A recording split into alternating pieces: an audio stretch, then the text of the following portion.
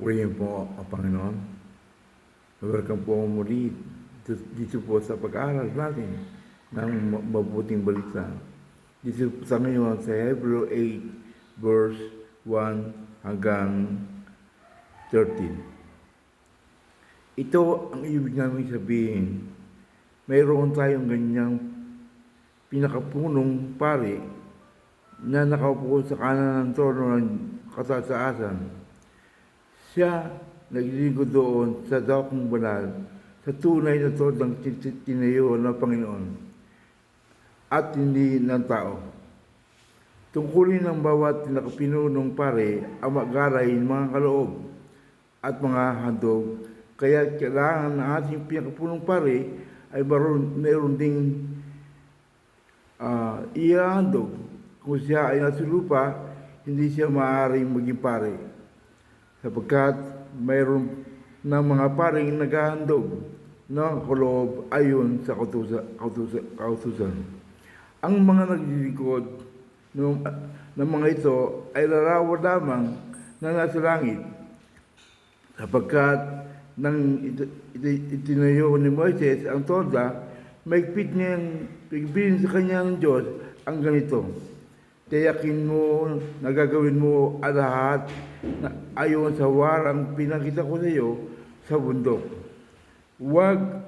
Ngunit ang paglilingkod na ipinagkakaloob kay Jesus ay higit na dakila kaysa ipinagkaloob sa kanila, dahil siya ay tagapamagitan ng isang tipan na higit na mabuti, sapagkat ang tipang ito ay nababatay sa mas mainam na pangako. Kung walang kakulangan ang unang tipan, hindi na sana nangailangan pa na pangalawa. Ngunit nakita ng Diyos ang pagkukulang ng kanyang bayan, kaya sinabi niya, darating ang mga araw, sabi ng Panginoon, nagagawa ko ng bagong tipan sa bayang Israel at sa bayang Juda. Hindi ito magiging tulad ng tipang ginawa ko sa kanilang mga pininuno nang inabas ko sila sa Ehipto, sapagkat hindi sila naging tapat at napakipagtipan sa akin, kaya sila ay aking pinabayaan. Ganito ang gagawin ko tipan sa bayan ng Israel pagdating ng panahon, sabi ng Panginoon. Itatanim ko sa kanilang pag-iisip ang aking mga utos. Isusulat ko ito sa kanilang puso. Ako ang kanilang magiging Diyos at sa aking magiging bayan. Hindi na kailangan turuan ng isa't isa at sabihin, kilala